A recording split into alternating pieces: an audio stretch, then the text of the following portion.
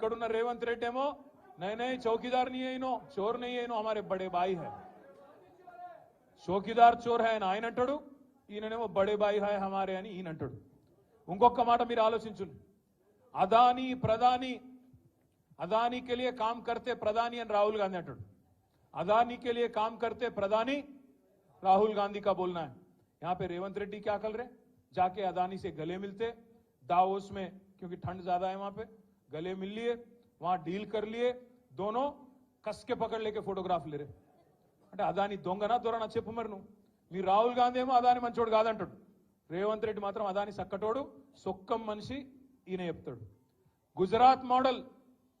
Gujarat model बेकार है fake है ये राहुल गांधी का बोलना है अब यहां पे हमारे छोटे भाई नरेंद्र मोदी के छोटे भाई रेवंत रेड्डी का बोलना है कि तेलंगाना को मैं गुजरात के रास्ते पे ले जाता हूं गुजरात मॉडल बनाता हूं इकड़ ईयन माట్లాడతాడు लिक्कर स्कैम कुछ नहीं है अरविंद केजरीवाल को अरेस्ट करना ना इंसाफ है ये अच्छी बात नहीं है అని राहुल गांधी अंटाడు ఇక్కడ రేవంత్ రెడ్డి ఏమంటాడు नहीं लिक्कर स्कैम है कविता को पकड़ना अच्छी बात है नी అంటాడు కాంగ్రెస్ లనే రాహుల్ గాంధీకి రేవంత్ రెడ్డికే ఒక శృతి లేదు ఈయన ఇయాల బీజేపీ పాట పాడుతున్నాడు ఇక్కడ ఉన్న ఆయన రేవంత్ రెడ్డి మీరు యాద పెట్టుకోండి ఇయాల రాసి పెట్టుకోండి పార్లమెంట్ ఎన్నిక తర్వాత ఈ రేవంత్ రెడ్డి అంటాడు ఎందుకంటే కాంగ్రెస్ గెలవది పీకది వాళ్ళతో ఏం కాదు దేశంలో ఊదు గాలది పీరు లేవది వాళ్ళతో ఏం కాదు 40 సీట్లు కూడా దాటే పరిస్థితి లేదు 40 సీట్లు దాటకపోతే వెంటనే జంప్ అయ్యే మొట్టమొదటి క్యాండిడేట్ ఈ దేశంలో ఎవడన్నా ఉన్నాడు అంటే ఈ రేవంత్ రెడ్డి మళ్ళా మొత్తం ముఠా కట్టుకొని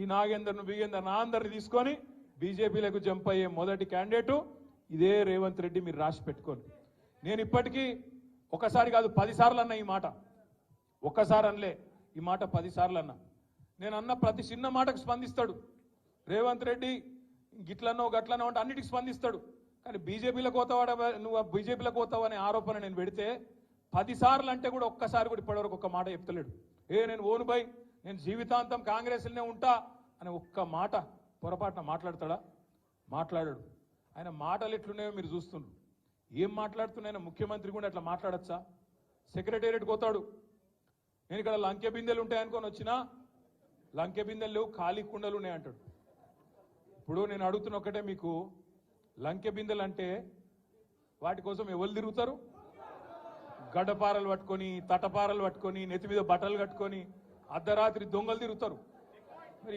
ఈయన ఎట్లా అయినా ఈయన ఏం చేస్తున్నా ఇదివరకు నాకు తెలియదు కానీ లంకె బిందెలు అంటాడు నిన్నగాక మొన్న ఆడ చూసిన మహబూబ్నగర్లో మాట్లాడుతాడు ఈయన ఏమంటాడు కొడుకుల్లారా పేగులు మెడలు వేసుకుంటా అంటాడు పేగులు మెడలు వేసుకుంటేంది రావులా నాకు అర్థం కాక అడుగుతా అరే నువ్వు ముఖ్యమంత్రివా లేకపోతే బోటి కొట్టేటోనువా పేగులు మెడలు వేసుకునేది నాకు అర్థం కాదు పేగులు మెడలు వేసుకొని తిరుగుతారు ఎవడన్నా ముఖ్యమంత్రి ఇంత బేకారు మాటలు మాట్లాడతారా ముఖ్యమంత్రి స్థాయిలో ఇంకా అంటుండు జేబుల కత్తెర పెట్టుకొని తిరుగుతున్నా నేను అంటాడు జేబుల కత్తెర పెట్టుకొని ఎవడు తిరుగుతాడే పక్కా జేబు దొంగలు తిరుగుతారు గసంటోడు అయ్యా రేవంత్ రెడ్డి గారు జేబుల కత్తెర జర పైలం అటు ఇటు అయితే డేంజర్ ఉంటుంది సుమా చాలా డేంజర్ జాగ్రత్తగా పెట్టుకోండి ఎందుకంటున్నా అంటే గీన మన కర్మ మన ముఖ్యమంత్రి జేబుల కత్తెర పెట్టుకొని తిరుగుతా మెడల పేగులు వేసుకుంటా లంకె బిందెలు పెట్టుకొని గీవిడ అవే మన ముఖ్యమంత్రి రైతు బంధు ఈరా మగడ అంటే అది శాత కాదు కరెంట్ ఇయనికి శాత కాదు మహిళా సోదరి మనులకు నెలకు 2500 ఇస్తాను అది ఈరా భయ అంటే అది లేదు నెలకు 4000 ఇస్తా ముసలోళ్ళ కన్నా అదేదిరా భయ అంటే అది దిక్కు లేదు ఇది ఏది తులం బంగారం అన్న ఆడపిల్లల పెళ్లికి అదేదిరా అంటే అది లేదు ఇవేవి లేవు అందుకే దాన్ని కవర్ చేయడానికి ఏం చేస్తుండు ఫోన్ ట్యాపింగ్ అవుతుంది అంటాడు ఏడైతుందిరా భయ ఏమైతుంది బయట పెట్టంటే మనకు చెప్పాడు యూట్యూబ్లకు లింకులు ఇస్తారు యూట్యూబ్లకు మీడియాలకు లింకులు ఇచ్చి వీళ్ళ ఫోన్ ట్యాప్ అయింది వాళ్ళ ఫోన్ ట్యాప్ అయింది ఇదైపోయింది అదైపోయింది చెయ్యి నీ చేతులు ఉంది కదా అధికారం ఏం చేస్తావు చెయ్యి అద్దంటారు ఎవరన్నా ఏమన్నా తప్పు జరిగితే విచారణ చేయి మేము అద్దంటలేం కదా ఎక్కడెక్కడ తప్పులు జరిగినావో ఎవరు తప్పులు చేసినరో వాళ్ళ మీద చర్య తీసుకో భయపడతాం ఎవడు కూడా ఇక్కడ భయపడ్డాడు ఎవడు లేనే లేడు నువ్వు ఎంటిగా కూడా వీకలేవు అనే మాట కూడా నేను విజ్ఞప్తి చేస్తా ఉన్నా మీరు దయచేసి నేను మిమ్మల్ని కోరేది ఒకటే మనం వీటికి ఆగం కావద్దు ఈ 100 రోజులల్లా అస్సలు పనిచేసే తెలివేమో లేదు కరెంట్ ఇచ్చే ముఖం లేదు మంచిళ్ళు ఇచ్చే ముఖం లేదు రైతు బంద్ చేసే ముఖం కాదు రైతులు చస్తుంటే రైతుల పొలాలు ఎండుతుంటే ఆయన పోయే తెలివి లేదు ఓదికు ఇసుక దందా ఓదికు రైస్ మిల్లర్లను పిలిచి బెదిరించుడు ఓదికు క్రషర్లను పిలిచి బెదిరించుడు ఓదికు బిల్డర్లను పిలిచి బెదిరించుడు, మాకు పార్లమెంట్ ఎన్నికలకు పైసలు కావాలి, ఢిల్లీకి కప్పం కట్టాలి అని 2000 కోట్లు ఇప్పటికే మెల్లగా జమ చేసుడు. ఆ జమ చేసుడు బయటికి రాకుండా ఏం చేయాలి? ఇగో ఫోన్ ట్యాపింగ్ అవుతుంది, ఇగో ఈ స్కామ్ అవుతుంది, గొర్రెల స్కామ్ అవుతుంది, బర్రెల స్కామ్ అవుతుంది అని టీవీలలో తిప్పాలి, మన నెత్తులని ఖరాబ్ చేయాలి. అసలు కథ ఏంది? కిందనేమో ఇసుక స్కామ్ లో ఒక మంత్రి దొరుకుతాడు, ఇంకో దగ్గర రైస్ మిల్లర్లు ఇంకో మంత్రి బెదిరిస్తాడు, ఇంకో దగ్గర క్రషర్ల మీద దాడులు చేసుకుంటా అక్కడ పైసలు వసూలు చేస్తారు, ఇక్కడ బిల్డర్ల మీద దాడులు చేసుకుంటా ఇక్కడ పైసలు వసూలు చేస్తారు. నేను అడుగుతున్నా రేవంత్ రెడ్డి, హైదరాబాద్ పరిధిలో ఇలా నువ్వే మున్సిపల్ మంత్రివి, నేను ఇదివరకు మొన్నటిదాకా నేను డిసెంబర్ దాకా నేను మంత్రిగా ఉంటి కాబట్టి నాకు తెలుసు డిపార్ట్మెంట్ లో ఏం జరుగుతుందో నాకు కూడా తెలుసు. ఇవాళ నేను అడుగుతున్నా, గత 3 నెలలుగా హైదరాబాద్ లో బిల్డింగ్ పర్మిషన్లు ఎందుకు వస్తలేవు? ఏ కారణం చేత బంద్ పెట్టినావు? బిల్డర్లను పిలిచి బెదిరించి మీరు పైసలు కడితేనే పర్మిషన్ ఇస్తా అంటున్న మాట వాస్తవం కాదా? ఢిల్లీకి 2500 కోట్లు నువ్వు సామంతరాజు కాబట్టి ఢిల్లీకి కప్పం కట్టాలి కాబట్టి ఇవాళ అక్కడ 2500 కోట్లు జమ చేసి కట్టిన మాట వాస్తవం కాదా? ఇవి దోపిడి సొమ్ము కాదా? ఇలా నువ్వు మాట్లాడతావు ఈ తప్పు జరిగింది ఆ తప్పు జరిగింది అని బోగస్ ముచ్చట్లు, కేసీఆర్ని తిట్టుడు, అడ్డమైన ఛానళ్లలో ప్రచారాలు చేసుడు, పబ్లిక్ దిమాక్ అంతా ఫిరాయించిపోయేటట్టు అడ్డమైన మాటలు మాట్లాడు, అసలు మాటలు మాట్లాడు. ఈ మధ్యలో మీరు తెలుసు హైదరాబాద్ లో ఏం జరిగిందో పద్మారావు గారికి కూడా మన కేసీఆర్ గారు చెప్పినారు, గోపి గారు కూడా చెప్పినారు. హైదరాబాద్ లో మనం ఉన్నప్పుడు 20,000 లీటర్లకు ఫ్రీ నీళ్ల కోసం 11.5 లక్షల మందికి దగ్గర 11.5 లక్షల కుటుంబాలకు 20,000 లీటర్లకు ఫ్రీ నీళ్లు ఇచ్చినాం. కానీ ఈ ప్రభుత్వం వచ్చినాక, కాంగ్రెస్ ప్రభుత్వం వచ్చినాక మొన్న దగ్గర 8 లక్షల కుటుంబాలకు కొత్తగా 1000 రూపాయల బిల్లులు పంపిస్తా ఉన్నారు బస్తీలలో. ఇయ్యాల దాని మీద కొట్లాడవలసిన బాధ్యత మన మీదనే ఉన్నది అనే మాట నేను మీకు గుర్తు చేస్తా ఉన్నా, విజ్ఞప్తి చేస్తా ఉన్నా.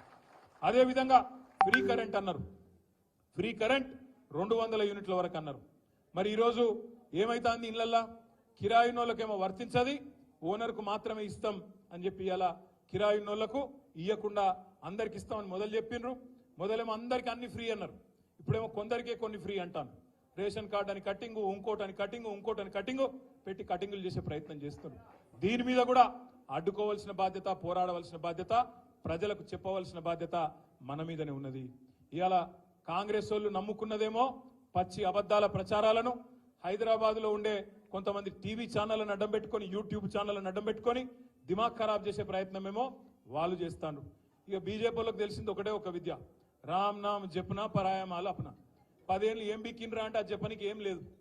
10 ఏళ్ళు ఏం చేసిరా మోడీ గారు ఈ దేశానికి అంటే చెప్పేందుకు ఏం లేదు కిషన్ అన్నకు. అందుకే ఏం చెప్పాలి? జై శ్రీరామ్.